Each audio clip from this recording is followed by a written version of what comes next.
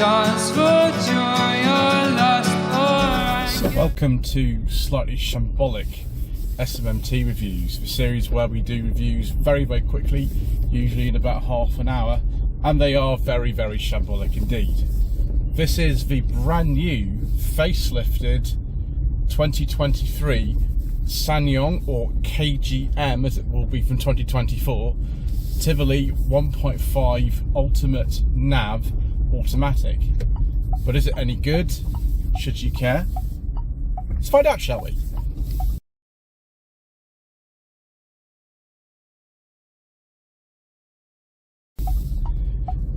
So the SsangYong Tivoli actually first arrived in this country in 2015. It was facelifted in 2020, and this new facelift has come under the ownership of a company called the KG Group, who bought SsangYong last year. The new company actually thinks the name SsangYong is maybe not the best name for marketing around the world, and so their division in other parts of Asia and just generally in other countries is KG Mobility, but the European SsangYong franchises have kind of said that that's maybe not a good idea to call it that, because people think of mobility scooters and stair lifts when they hear mobility products in this country and probably in some parts of Europe, and so they're calling it KGM. But for now, this very early facelifted Tivoli, I think this is the first one actually in the country, was registered 3 days ago, is just still called the SsangYong. The sole powertrain offered in the Tivoli is now a 1.5 4-cylinder engine with 163 horsepower, coupled to a 6-speed manual or this automatic transmission. It's available in 2 different trims, Ventura and this Ultimate Nav specification, and this one costs around £25,000. You can get a Ventura manual for an awful lot less, so you know, it's £25,000 sounds like quite a lot, but when you compare it against a lot of other models, it's actually quite comparatively priced to them, and you do get a 5-year warranty, which is good. We've had our 2019 Tivoli 1.6 Ultimate Manual for over 3 years now, and actually it's been a really good car. So I'm interested to show you on the inside what the changes actually are compared with either the first or even second facelift cars. But this is the second facelift. I should have done a pre-facelift and first facelift. Gosh, it's very shambolic today, isn't it, viewers?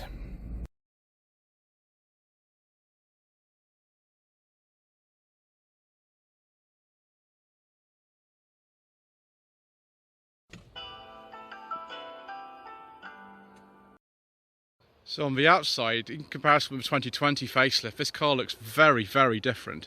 There's no SsangYong badge on it because it's not actually going to carry a KGM badge at all. KGM will be the name of the manufacturer and everything else.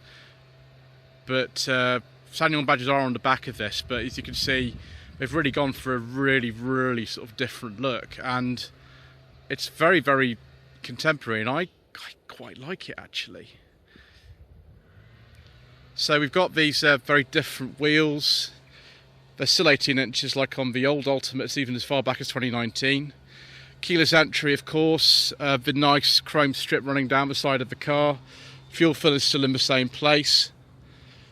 And we've got the park sensor reversing camera. The rear lights are different, they're still not entirely LED bulbs, but that's okay.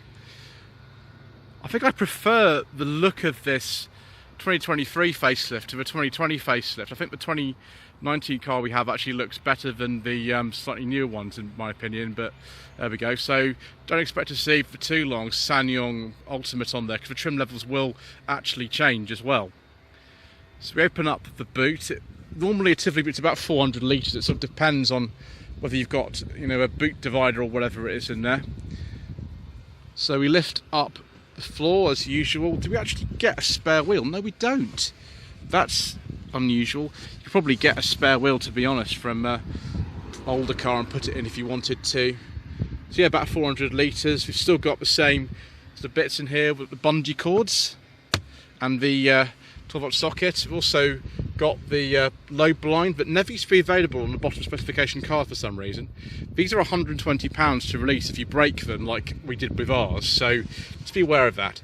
You can actually put this in 2 different positions. You can put it rear to give you a bit more rear space, or you could put it in this full position to give you more boot space. Normal kind of boot operation. Actually, it's got a different handle on the inside. Let's have a look at the space inside. It's probably exactly the same as the one we've got. Yes, it is. No surprise there.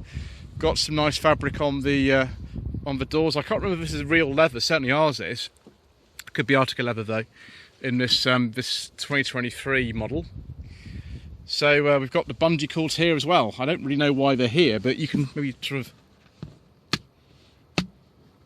play some tunes, or not really. Yeah. So yeah, plenty of room in here. I've probably got the seat a little bit too far back, to be honest. I don't need it that far back. Manual one you need the clutch. This one's an auto, so it's a bit different.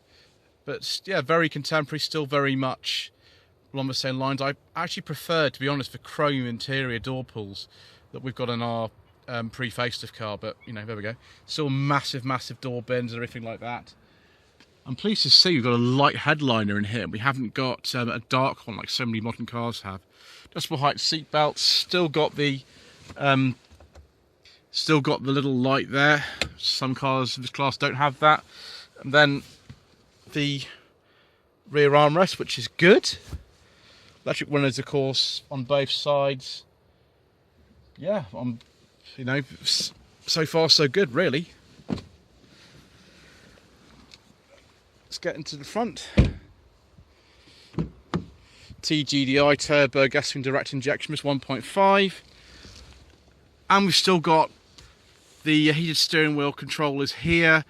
There is the control for lane keeping assist, hill descent control, automatic lights and wipers, exactly the same as you've got on ours. Even the steering wheel's very similar in terms of operating it, but this cluster is very different from the pre-facelift cars that finished in 2020. And actually, this is the biggest change inside. It's this particular panel here, which is a touch-sensitive heating and ventilation control.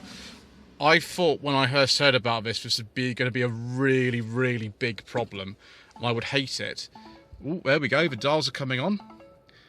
Very nice. That's just because the door's open. Right. Be quiet for a second. Thank you. So SsangYong logo is on there because it's still a SsangYong branded car at the moment.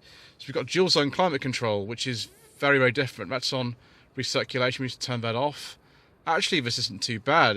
The early cars like the one we've got have an interesting sort of climate control panel that it's taken me a few years to get used to it, but it's fine. The 2020 facelift cars and onwards, they have a different system again, and now we've got this one, which looks a bit sort of sleeker really. It's just sort of personal preference whether you prefer the buttons or you prefer these touch sensitive buttons, but it looks straightforward. There's the fan speed there and all the sort of modes here. Change the direction of the air, I think that's on mode. There we go, so that's all you have to do. Simple enough. And it even shows you up there when you actually change it. So we've got multi-stage heated seats, which is good. Drive mode selector as well. So if we push that, does that do? There we go. We've got normal, sport, and we've got winter mode. So we'll put that onto normal mode.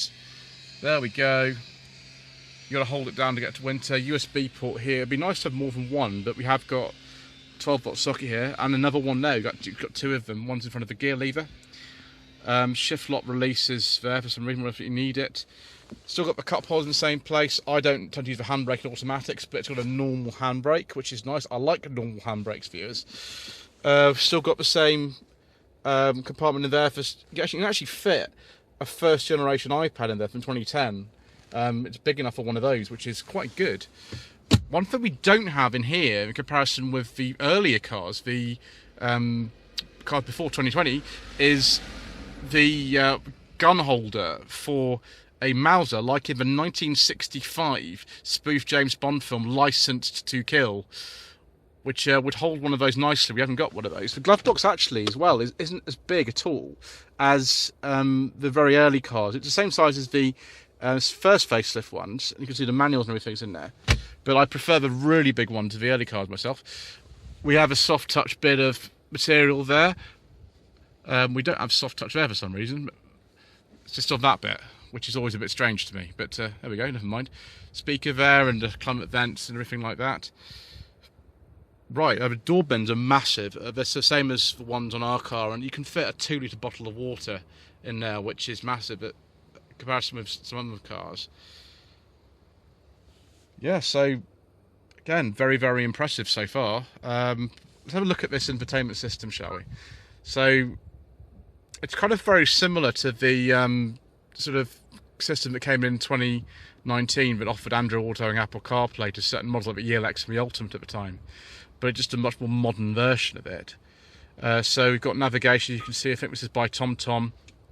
So we are near Basingstoke on the SMMT test day today. Different modes on here, so Apple CarPlay, Android Auto, turn that right down, don't need copyright infringement on the channel. Android Auto, Apple CarPlay, and then navigation, so that's fine. Setup, got things like vehicle sync, radio, that sort of stuff, not maybe interesting, and you can have different users on here as well, which is good. There's a micro SD card for putting in there. Yeah, just not bother about modifying the user key. Go back to home and have a look at this screen here.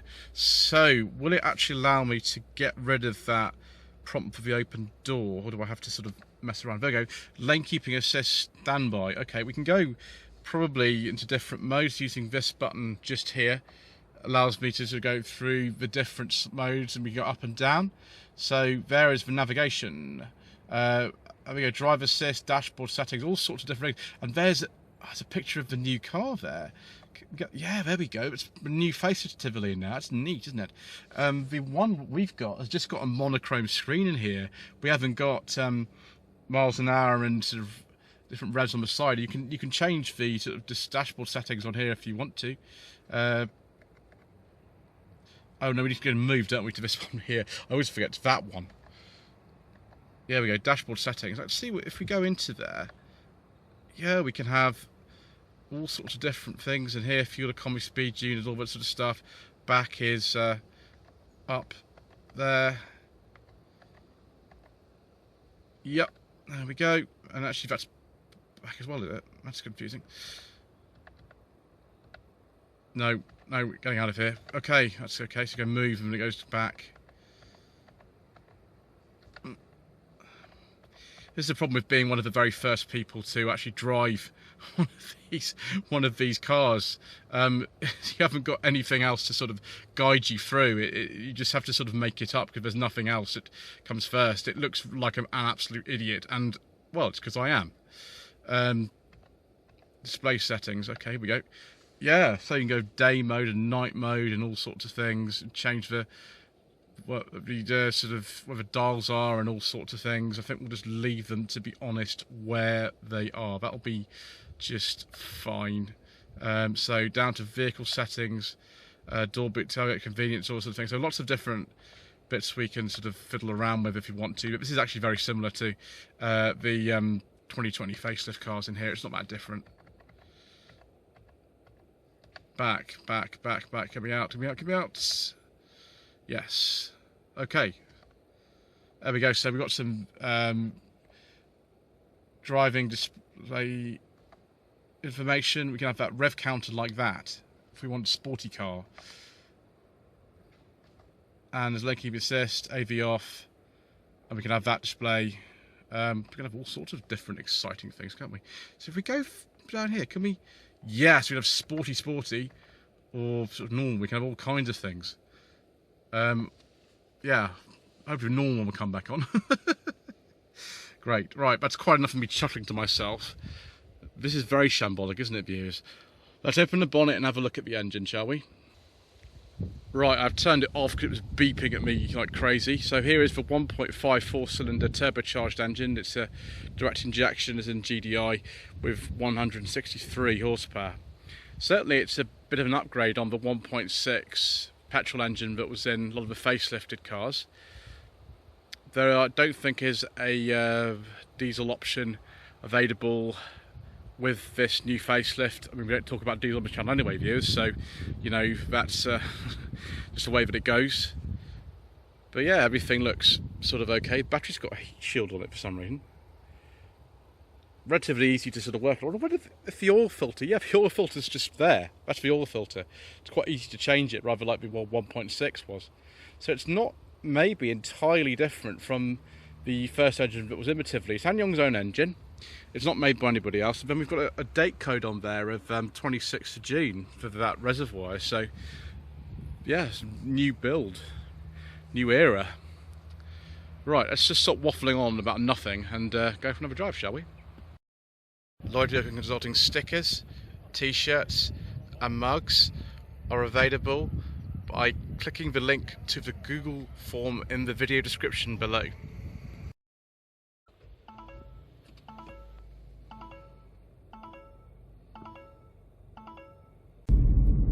So let's head back, shall we, viewers? I really don't have a lot of time for this car. This video is absolutely terrible, but somehow I'm one of the first people in this country to drive this new 2023 facelifted Tivoli, which is an absolute privilege, I must say. So it feels really quick. The same powertrain as the 2020 Tivoli that I drove a couple of months after that facelift came out, actually, which is also a 1.5 Ultimate manual automatic. I'm not sure I had the sat nav at the time, I can't remember actually, it's a long time ago now. The indicator noise seems to have been changed from what I remember anyway. Whether that's a good or a bad thing, we'll have to see. So we're in normal mode. Let's use drive mode selector and see if we can go into sport mode. Oh, it's become very responsive indeed, viewers. Oh, we're going quite quickly. Steering's phoned up and everything. The Tivoli always did have 3-mode steering, even from right at the beginning. You could select 3 different steering modes, and it's a shame actually that you don't have the separate steering modes. You have to just use the drive mode selector for firmer steering, because I have the firmer steering on all the time when I'm driving ours. So I find otherwise the steering is just far too light, and this is too light for me, really. Now, some of you, my lady wife is like this as well. When she drives our Tivoli, she actually drives that car more than any other one. She prefers the lighter steering, but I drive an awful lot of different cars and older cars, and so I'm more of a sort of, I don't know, old-fashioned in that sort of way. But yeah, it's still the bumps really well. The facelifted cars do have a better ride that was from 2020 onwards than the pre-facelift ones like ours. And there's a bit more tyre, I think, as well on the sidewalls. Ours are very, very low-profile tyres. This one, though, is a very impressive car, particularly, you know, you compare it against, I don't know, an MG ZS, something like that. You can't get one of those with as much power as this. The top model of those is about 110 horsepower. This is 165, so it's very, very quick. And you get a few sort of more features you can't get on those. But equally, on that, you can get things like a sunroof, which you can't get on this at all, which is a shame, because it would really appeal to me. Anyway, thank you ever so much indeed once again for watching. Please don't forget to subscribe to the channel, like this video, and comment below. And if I behave myself, maybe the SsangYong press department will let me one of these one day, or maybe not. Maybe this video is so terrible that they don't want to see me again. Who knows? Anyway, thank you.